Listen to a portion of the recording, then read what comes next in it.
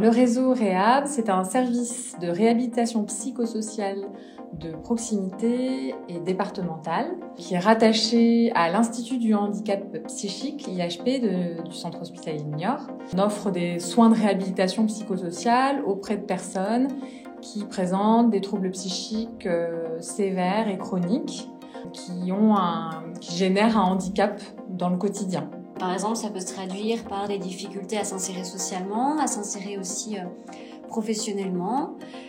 Chez certaines personnes aussi, il y a souvent des troubles qu'on appelle des troubles cognitifs, avec des difficultés de mémorisation, de concentration, même des difficultés à être dans la relation sociale. Et donc, on va un petit peu s'intéresser à ça, à finalement ce qui fait handicap chez la personne, ce qui l'empêche de s'insérer socialement et professionnellement dans la société. Les soins qu'on propose s'inscrivent en collaboration, en complémentarité avec les soins offerts par les secteurs de psychiatrie qui vont davantage traiter la pathologie, les symptômes, faire les soins courants en psychiatrie, et la Réhab va s'inscrire en partenariat, en collaboration, davantage pour intervenir sur le plan du handicap psychique. On est une équipe pluriprofessionnelle, donc avec des éducateurs spécialisés, des infirmiers, des psychologues, médecins psychiatres, assistantes sociales. On travaille également avec une médiatrice de santé pair, donc un nouveau métier de la santé mentale, une personne qui a vécu elle-même un parcours de soins et qui est rétablie et qui partage son expérience avec l'équipe pour nous aider à accompagner les personnes. Donc en s'appuyant sur les besoins de la personne, l'équipe va se mobiliser pour proposer à la personne, en fait on propose une boîte à outils, on a une boîte à outils, et donc auprès de la personne on peut l'accompagner à remédier, réentraîner les troubles cognitifs qu'elle peut avoir.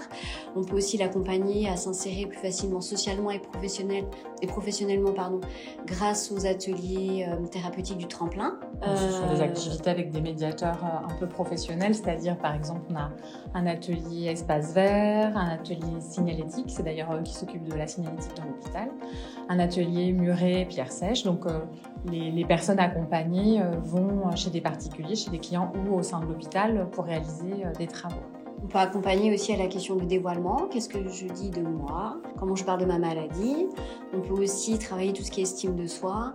Tous nos accompagnements partent du besoin de la personne et c'est des accompagnements soit en individuel, soit en groupe. Et sur un temps assez limité puisque généralement on essaye de réévaluer les accompagnements tous les 3 mois à peu près. On peut faire aussi un accompagnement, ce qu'on appelle plus environnemental, donc en menant des actions de déstigmatisation avec différents partenaires, mais aussi en accompagnant les familles à travers de programmes de psychoéducation, pro-famille et bref. On accompagne aussi, donc comme je l'ai dit tout à l'heure, les équipes médico-sociales et donc on peut être interpellé par ces professionnels autour d'une situation complexe où les professionnels rencontrent des difficultés dans l'accompagnement. On va venir réfléchir avec eux autour de la situation. En gros, accompagnement auprès de la personne en individuel ou en groupe, accompagnement environnemental, où on fait de l'information, de la sensibilisation et de l'accompagnement des familles. Nous intervenons auprès d'une population adulte, donc comme on l'a dit tout à l'heure, qui présente des troubles psychiques sévères et chroniques, auprès de cette personne et également auprès de son environnement, c'est-à-dire ça peut être sa famille, ses proches et également ça peut être les équipes qui travaillent auprès d'elle. Donc par exemple des personnes qui sont dans des structures médico-sociales, donc en ESAT, en établissement spécialisé d'aide par le travail ou en foyer de vie par exemple. Contacter, vous pouvez nous téléphoner directement, le numéro va s'afficher normalement sur l'écran, nous contacter par mail et nous envoyer un document rempli où vous pourrez un petit peu plus détailler votre demande et pourquoi vous sollicitez notre service.